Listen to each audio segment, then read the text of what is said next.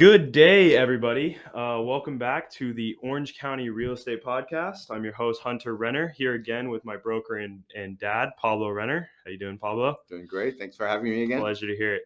So today we're going to do an episode of questions and answers on my Instagram, Hunter Renner. I've posted 2 stories now asking our viewers and my circle to ask some questions they may have Okay. of the home buying process, real estate process. And so you guys get an inside look of what someone in the business for 22 years has to say about these questions. You ready? Okay. Shoot. All right, let's start off with an easy one. Okay. Pablo, what's a realtor's favorite Christmas music? Coming from Scotty Benson. Favorite? That's a weird one. Okay. Isn't it? Yeah. So, I don't know why, but I always like that Mariah Carey one. Seems like we always play that one during Christmas. Can't even think of the name right now. All I Want for Christmas by Mariah Carey. That's a great option. Yeah. But unfortunately, the incorrect answer. Well, what's the right answer is Feliz Navidad. Oh, right. Yeah. How do you like that one? Yeah. So getting into it, Griffin Reynolds, thank you for the question. Yeah. Could you kind of walk through what an FHA loan is, what the requirements are, and what makes it different from a conventional loan? Sure. I'll give you a realtor's view of it because a lender will give you a better information on that. Of course. So the way we look at it, so FHA loan is there's several different financing, but the most common one is conventional or FHA. Conventional is when the bank is loaning the money to the individual and the bank is taking all the risk. So normally on a conventional loan, you have to have really high interest, really low debt to income ratio. Also, they require, for the most part, you can still get a 5% conventional loan, but for the most part, it's a 20%. The typical conventional loan is 20% or more. Gotcha. So if a client doesn't have that, what most people like to call is a first-time buyer loan, which it really isn't. It's just an FHA loan, means a Federal Housing Administration backs it up. So what they do is they go to Bank of America and say, hey, listen, Bank of America, we want you to loan on people that are not as good at credit, only doing 3 1/3% down, and what we'll do is we'll back it up. So the reason the bank doesn't want to give that loan out is because if they're only getting 3 1/3% down payment, essentially the bank owns 96 or they own 96.5 of the house. I'm sorry, 96.66 of the house. But more importantly, they have 96.66% of the risk. If something happens to the market, or God forbid, if the buyer stops paying the loan, right, now the lender's taking this property back essentially at 100% financing, right? Because the money that's owed to them usually will exceed what the buyer paid for the home. So banks don't like to do that because they don't want to get stuck owning an asset which the liability on it is equal to the value of the home. Sure. So FHA's come in and said, hey, listen, we'll guarantee that loan if buyer A defaults on it and you have to repo it, you have to take it back, you have to foreclose on it. Once all that is done and the dust settles, you can come to us and we'll make you whole. We'll pay you the difference of what you lost on that loan, right? So it's almost like telling the banks, please take a chance in giving somebody the opportunity to have the American dream, which is to buy a house. The reason they call it first time buyers program is because it was literally, that's what it was set up for. It was to help people get into real estate, right? But they couldn't restrict it and say, how do you prove? Like, well, have you ever owned a house?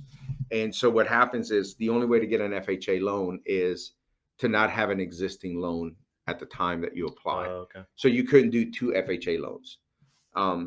There are ways around it where if you own a house, but you're buying a second house, even though that's FHA, as long as you could show, hey, we're selling this house, we're taking the proceeds from here for here, then you could do that. So that there are exceptions to the rule, but you have to justify that to the bank on why you're doing an FHA loan when you already have an existing loan somewhere else. So if you buy a property in all cash, could you then go forward and get an FHA loan on a second property you want to get? Okay, so because the bank would say, hey, you already have equity on this house and you could take money out. So you're not a person that FHA was set up for. Okay. You know, if you own the house and you own it in a trust and there's no way to trace it back to you, I guess maybe there is a way to do it, but that's not what the FHA loan was set up. And to be honest with you, if somebody owns a house and they have the cash to pay it all, you're better off taking some money out of that and putting it into a down payment, because the FHA financing, Hmm. because you're only putting 3.33%, is it's not only the usually a little bit of a higher interest, right? Because it's a Right. higher risk loan, but there's also the mortgage insurance. So one of the things that the banks make the buyer take out, they say, hey, we're going to loan you this money, but you got to pay mortgage insurance. Meaning, like, Mm. if you default on this, we want to be double covered. Gotcha. In that we're not gonna lose our shirt, because you walked away from the house. Yeah. So the mortgage insurance could get expensive. It could be $200, $300, $400 a month. Whereas if you have the down payment somewhere else, you're better off putting more money down and not have to have the insurance. Right. Okay. That makes sense. Thank you for the Okay. answer. Next question. This one coming from the Eric Green. Oh, Eric Green, my man, how are you? Right. Yeah. Pleasure to see him on here. What are some of the biggest myths of real estate? Hmm. You're gonna have to edit this because I don't know. I don't know what a myth is. I can't. Yeah, let's go to the next one. Sorry, Probably. Eric. You really stumped us there. Next Trying to question. think what a myth of real estate. I think a good one. I got one, and I just heard it the other day. I think people on the outside always look at realtors and say, "Oh man, what a great job! All you do is open houses. All you do is show houses." Yeah. Right? You don't really see, especially because you watch TV shows. There was somebody, I can't remember her name, but she did a Instagram video, what it's like to sell real estate on reality TV and what it's like to sell real estate in real life. Yeah. And in reality TV, they never do negotiating, right? They show one house and they sell a $5 million house, and Yeah. there's never negotiating. Like, oh, here's what I want. Okay, I'll pay you this, and boom, they say, oh, we're in escrow and we just made $200,000, and that's really not the case. Mm. As you know, we have this $7 million listing, and we've had a lot of showings, we've had a lot of interest. In that price point, buyers aren't just offering you full price, right? You're always getting something below and you have to negotiate it. And the seller wants this, the buyer wants that. Then once you get into escrow, there's inspections, right? And then the seller thinks that their house, there's nothing wrong with their house is beautiful. But the inspector comes in and says, oh, well, this is broken and that's broken and this needs to get fixed and Hmm. this is not to code. One of the biggest things that we see is the pools. The code is, if you have a pool, you have to have an alarm on every door that accesses that pool from inside the house. Oh, really? Period. Right? And it gets called every time. Guess what? No house has it, because what happens is the alarms get put on. Everyone hates them because every time you open the door, it goes beep, beep, beep, really loud. Yeah. And so they take them off. And so they've lived without the alarm because they don't care. And then the next person comes in and they say, hey, we're not going to buy it because it's not to code. We need to have that. Yeah. Especially in Newport Beach, the city would inspect something like that. So you got to have alarms, and so those types of things, I think people don't realize all that negotiating that goes into place, because it's very emotional Mm. when someone's trying to tell a seller, hey, your home is not up to par. Your home Yeah. needs this. So I think that's the biggest myth, is that because of the TV shows, it almost makes you feel like the open house is what sells a house. The HGTV. Yes, all the TV shows, all the flip this, flip that, the whole show is set up so that at the end you have the open house. And if you watch any of those shows, what happens every time, every show, it's the script is the same. Yeah. Oh my God, we're not going to be ready for the open house. And by the way, they're always ready for the open house. I've never seen a show where they don't have the open house, right? Yeah. And then of course at the end of the open house, they tell, oh, we had this many people, and we had this many offers. Now, does it happen in today's market? Absolutely, because there's no inventory. Yeah. But that's really one of the biggest myths, I think, that it's not the open house that sells the house. Mm. It helps, right, to get exposure to the home, but there's still a lot of negotiating. Like, we do open houses and we may not get an offer on that property maybe for a week or 2 weeks from somebody who saw it, who's just still looking at other properties and still trying to make up their mind. Right. Yeah. Would another myth be, well, why do I need a real estate agent? I can do it myself. Yeah, is it a myth? I don't know. I think Maybe a misconception. probably misconception more than anything. Because I think as a buyer, first of all, as a buyer, you don't pay the commission. So therefore, why would you do all the work when you could get it for free Right. from a professional, right? That would be the stance from a buyer's perspective. Do you have access to listings? Absolutely. But most of the times you don't have on all these websites that you look at, you see properties for sale. You don't really see who the agent is, Hmm. right? That website is going to sell your lead. So you think as a buyer, hey, I'm going to call the listing agent because I have a better shot of getting it. Yeah. That creates two problems. Number one is it's dual agency. So now, as an agent, you have to represent the buyer and the seller. Who are you going to be most loyal to, right? Right. You have to have fiduciary to both of them. So it makes it hard for the agent. So when the buyer thinks, oh, I'm just going to go to this guy, he's going to give me the insight on, how to get a better price, Yeah. right? But the seller's going to be, wait a minute, it's like you're supposed to give me the highest price possible. So there's a conflict there. And so I think that's a misconception. And I think the biggest misconception would be, again, when as a client you go to a website and you Mm. think, oh, I'm gonna contact the agent, right? And Yeah. and you're not contacting the listing agent, you're contacting somebody who paid to be on that website Right. to get that lead. Right. And so now you're getting somebody who knows nothing about the property Yeah. and most of the time nothing about the area. Right. So for one, I would say for a buyer, look for a local knowledgeable real estate agent that's Hmm. going to help you steer and maneuver the rough waters of a transaction, not just finding the property, but we have a lot of times we'll get somebody that comes in and says, hey, we have young kids and we want good schools, Yeah. right? Well, if you hire somebody like for us, for instance, is I raised my kids. You guys went to the local schools. I know the teachers. I know the principal. I know the football coaches. Right. I know the track coach. I know a lot of the people because we've been involved in the community, right? So if somebody needed somebody with school experience, we're great for that. Someone who's grown up. Yeah. And if they're saying, well, no, that's not what we want. We want someone that has boating experience, right? I'm picking some of the things that I know because that's kind of what I like to gravitate Right. towards. So if somebody says, I want to have a boat dock. Great. How big of a boat do you have? What access do you want? We have houses in Dover Shores, but problem is you can't have boats with flybridge or sailboats because you can't go under the bridge. Yeah. There's the Newport Island, right? Or Balboa Cove, same problem. You have that bridge. So you got to look and see, okay, what kind of boat are you looking for? Is it a pleasure craft? Is it a yacht? Is it a sailboat? Yeah. Then we kind of say, okay, these are the areas that you want to be in. And so as a buyer, I think it's not a good idea for you to just say, okay, I'm just going to find the house on my own and hopefully get a better deal. Of course. For the most part, you end up probably maybe not buying something that you should because later on you move in and you're like, oh, wait a minute. I didn't realize this. Yeah, there's a bridge over here and I can't get my boat out. Hmm. There's some clients that we have in Dover that have a big boat, right? And it could fit under the bridge, but only in low tide. Oh. So every time they want to take their boat out, they've got to plan ahead. They can't just say, hey, let's go out on the boat. They have to Yeah. plan during the low tides and they have to come back during low tide. Otherwise they got to go They're to stuck Balboa out Bay there. Club, right? Yeah.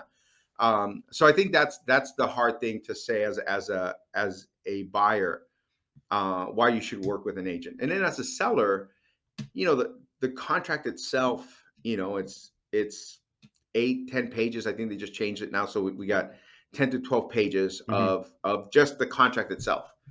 Right. And then you have all the disclosures. So when you're done, you probably have anywhere from 40 to 50 pages of contract disclosures, maybe inspections.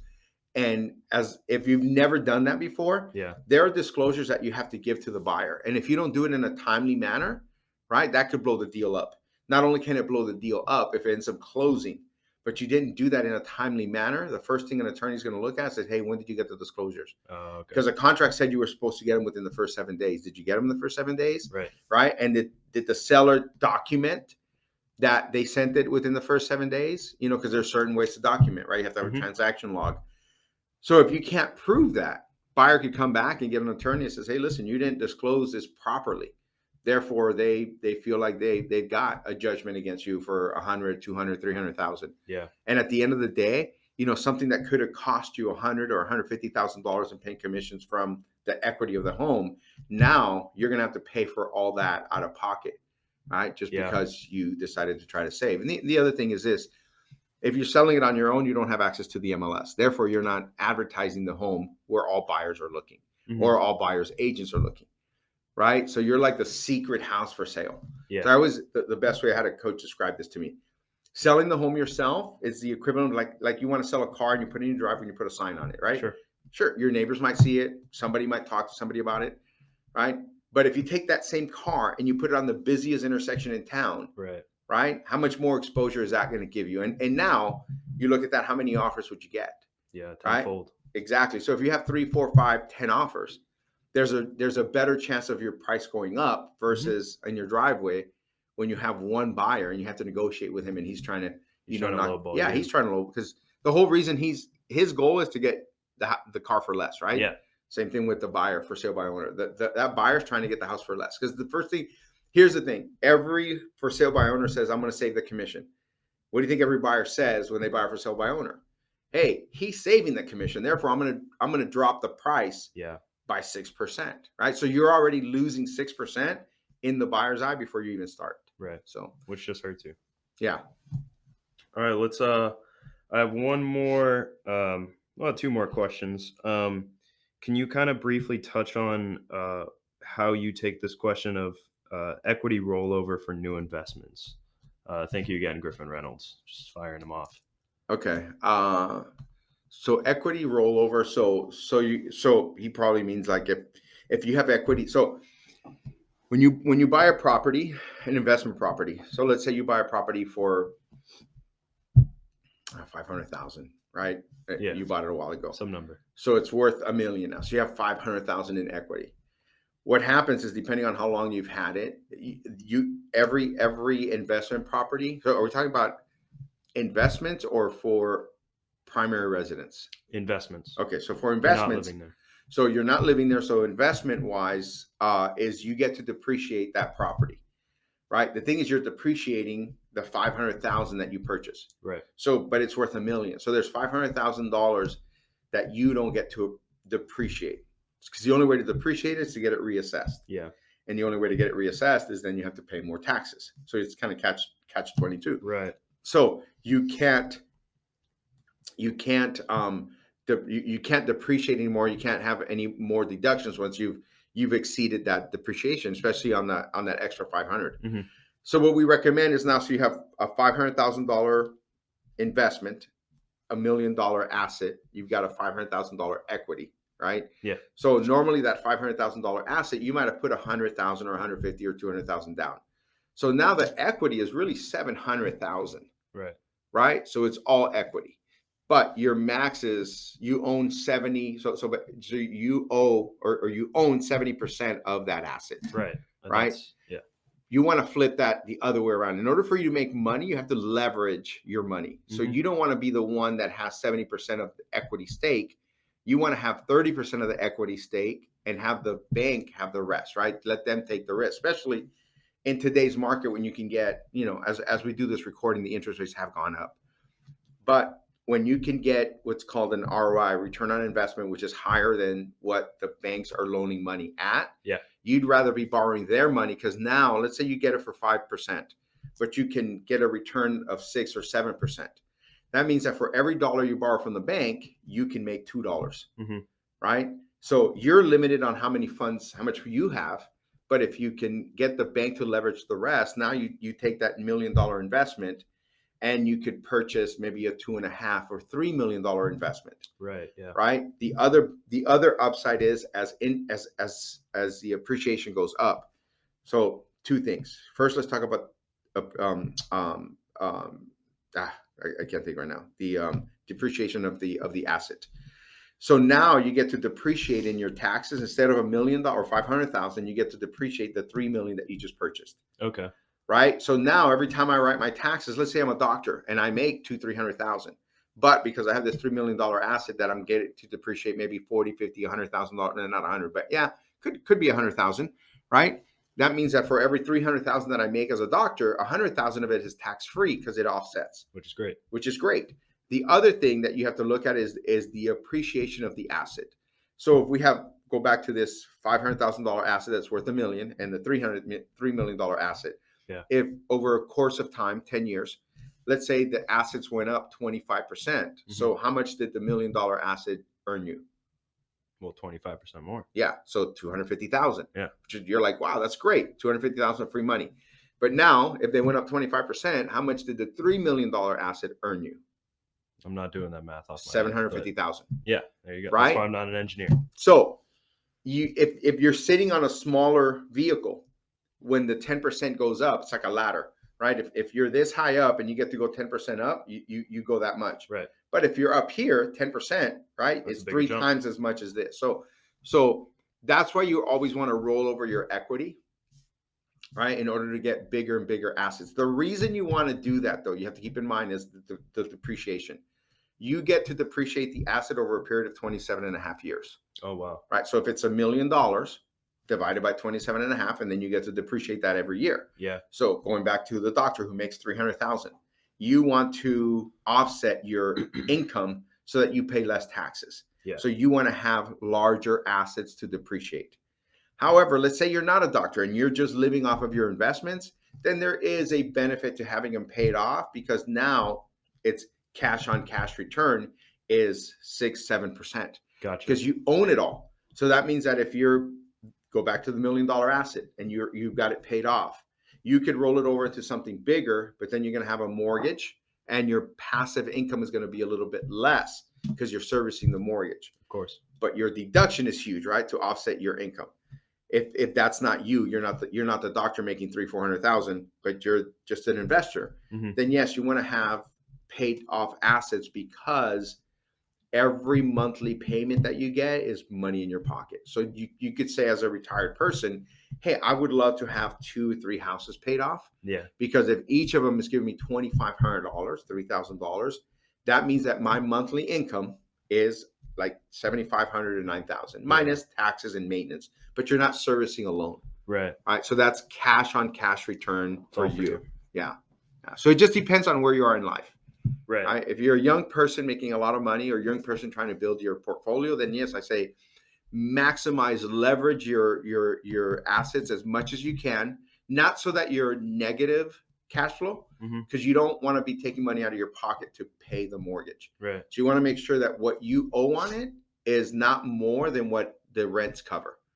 Okay. Yeah. So that would be my advice is yes, roll it over if financially that's your goal, right? You got to sit down and figure out what's my long-term goal here. Great. Is it to make money every month because I'm retired, or is it to build my Portfolio. nest egg, right? Yeah. Your portfolio. Because now if you're building it today, you're not putting money in your pocket, but you have a job, you're living off of your job, you're just building that portfolio. Yeah. For down the Then line. you could look back 20, 30 years from now, right? And you're like, wow, I was able to pay off 5 houses, right? Now you can live off of $10,000, $15,000 a month Hmm. because they're paid off. Exactly. Okay. Well, great answer. That's why Thank you you. need an advisor. Yeah. Last question from Max Farzine. Okay. Oh, Max. All right. Don't stump Right? me, Max. Oh, I don't think you will. Yeah. Would you say that you are the MJ of Orange County real estate? uh, it's that's a great question. And for those that don't know, MJ, I'm assuming because it is Max asking the question. I'm thinking Michael Jordan, right? That is correct. Um, I think I've always strived to be. Yeah, I don't think I'm there yet. Hmm. I think I've always strived to be. I always want to be that guy. I want to be the best. And one of the things that I think it was Will Chamberlain said, I don't need people pushing me because I push myself the hardest. The guy in the mirror Wow. is pushing me. Yeah. He goes, I don't need outside accountability because I'm my biggest critic, Hmm. right? So when I read that book with John Wooden, because I've read all of them and I The forget. Pyramid of Success. No, it could have been, but I've read a lot of his books, and that's one of the things that he always talked about. Is like all the greatest players Hmm. were always the ones that pushed themselves the most. And one of the things I always liked about Michael Jordan is that he pushed himself. But not only did he push himself, he pushed everybody else around him. Yeah. Right? He brought all the players around him to a higher level. Love him or hate him, especially if you watch this. What's his the documentary that they just did? The one they just I think it's on Netflix. Oh, The Last Dance. The Last Dance. Yeah. If you watch that and you watch his supporting players, they all said the same thing. The guy was a jerk because he pushed you and pushed you and pushed you. Yeah. But he pushed you so hard at practice that when it came game time, it was fun. Hmm. Right? It was just a game. Hmm. And I think that's the thing for me that I like to come in here. Why I get here early in the morning. Or was like, why do you get here so early? Because it's my time to be with myself and mentally preparing, practicing, Yeah. getting ready for the day, practicing my scripts. So I would love one day to be compared to Michael Jordan. I'm not sure that I'm quite there yet, but yes, that would be my ultimate goal. So Fantastic. thank you, Max. Well, to those watching and listening, thank you for your questions, and thank you for taking time out of your day to sit and talk to us. Thank Uh, you. the reason we're in real estate is we love helping people, we love talking to people, and building relationships. So it's a really big joy for me, especially to answer these and Yeah, have this time to talk to my father and get advice and help you guys out at the best way that we can. So on that awesome Michael Jordan reference and talk, keep striving to get better. yeah, And if you have any sort of absolutely. real estate questions or need some advice, please feel free to reach out to us. It would be our honor to support you in any way we can. Have a great rest of your day, folks, and keep striving to get better. Awesome. Bye bye.